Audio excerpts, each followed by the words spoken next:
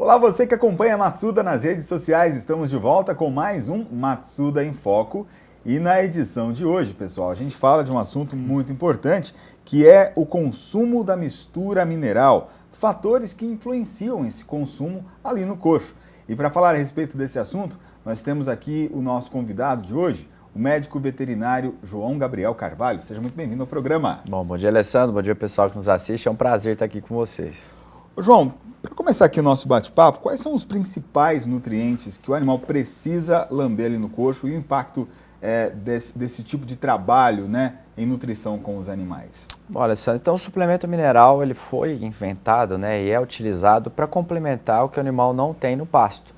Então, você pega um pasto verde no período de chuva, né, ele vai ter proteína, ele vai ter energia e alguns minerais. Mas, no geral, o Brasil é deficiente em praticamente todos os minerais essenciais para esse animal. Então, por exemplo, o fósforo, muito importante para uma vaca, para um bezerro de desenvolvimento, até mesmo para um animal de engorda. Mas a quantidade nas pastagens não são suficientes para suprir a necessidade desse animal, atingir o máximo potencial dele, certo?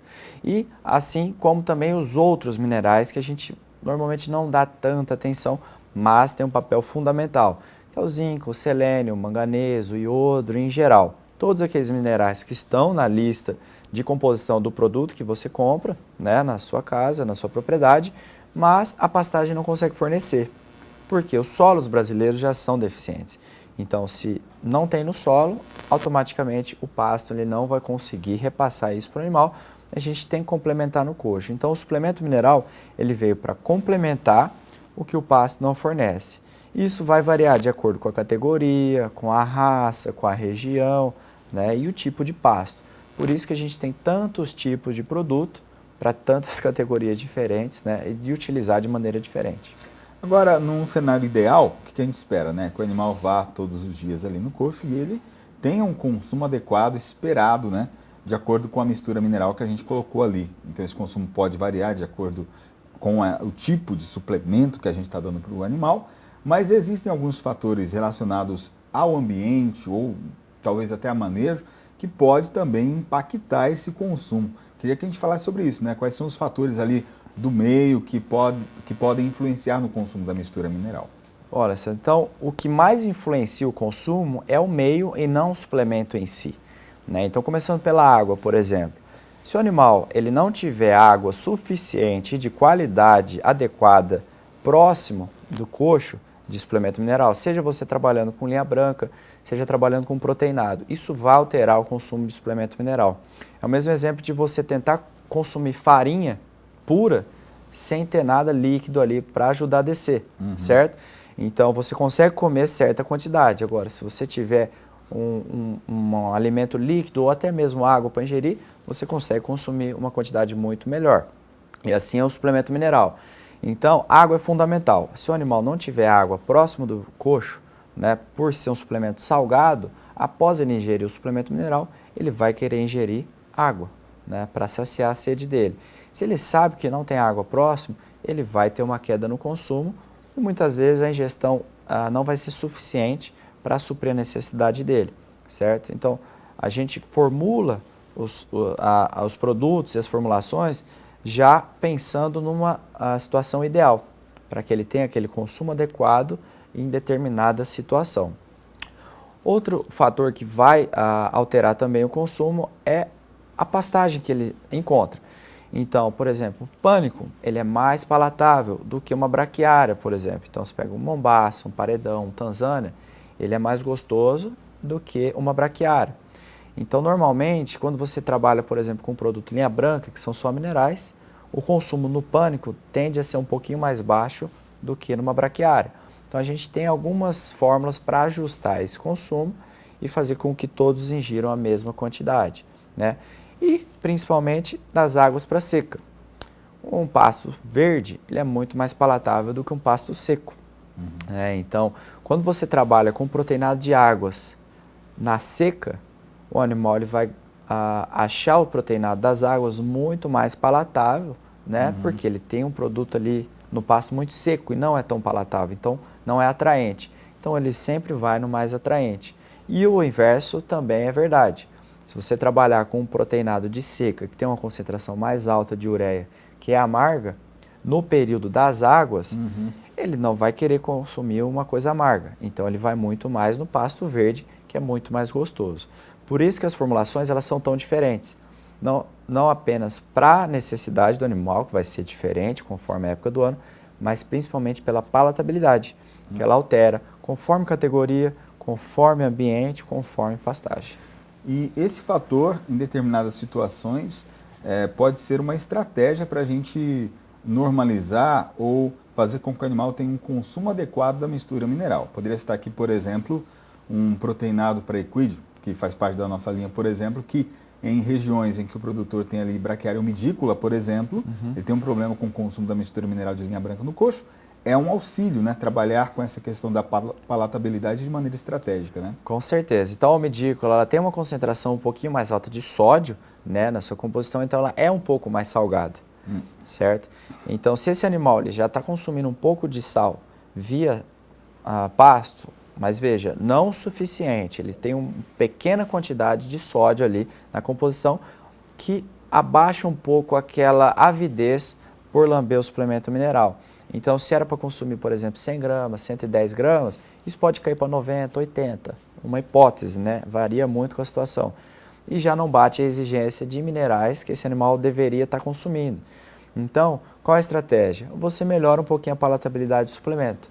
Então, põe um pouquinho de farelo ali, né? Conforme a região, isso vai variar, que aí você consegue ajustar o consumo e o animal consumir a quantidade que você deseja para que ele bata a exigência, tanto de fósforo como dos outros minerais.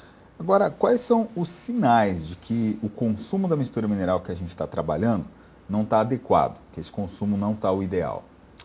Olha, Luciano, então, quando você, primeiro, né, o básico, para você fazer esse controle de quanto está consumindo, você tem que colocar uma quantidade que você saiba quanto foi, né? Por exemplo, você comprou um saco de suplemento de 30 quilos e você colocou o saco inteiro naquele lote, né? Então, você sabendo a quantidade que você forneceu e dividindo pelos dias que aquele suplemento terminou e pela quantidade de animal, você vai saber o consumo médio daquele lote, né? Então, isso já é o melhor indicativo para você saber se está consumindo ou não adequadamente. Agora, visualmente, você consegue ver nos animais isso também, através das deficiências minerais. Então, os animais eles mostram alguns sinais para a gente, que você consegue ver se está havendo consumo ou não. Mas quando eu digo isso, não é no lote todo. Por exemplo, quando você tem falta de metragem de coxo, os animais dominantes, eles vão chegar primeiro, certo? E vão consumir a quantidade que eles necessitam e eles precisam, certo? Mas os animais que apanham, que são dominados, eles vão chegar por último. Muitas vezes acabou o suplemento no coxo, ou o animal dominante não deixa ele chegar no coxo. Como que a gente vê isso? Fezes dentro do coxo, urina dentro do coxo, porque aquele animal está marcando o território dele. Então, quando você vir fezes ou urina no coxo, isso é um indicativo de que está faltando metragem, e se estiver faltando metragem, não está havendo consumo homogêneo no lote.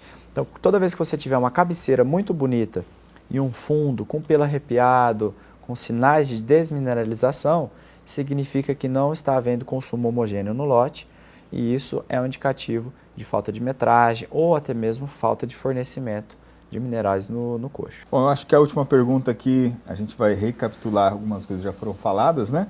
Porque a pergunta é justamente como garantir esse acesso à mistura mineral a todos os animais. Então. Certo. Então, visando essa questão de dominância, não só a metragem, que cada produto é específico, por exemplo, um produto linha branca, só minerais, 5 centímetros por cabeça, no mínimo.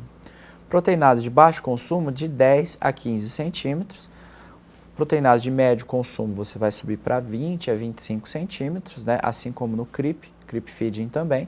E proteinados de alto consumo, semi-confinamento, você já pode subir para 40 centímetros de coxo por animal. Mas uma das estratégias é, dependendo do tamanho do lote, você dividir esse coxo em 2 ou 3. Mesmo com essa metragem, obedecendo essa metragem, em 2 e 3. Por quê?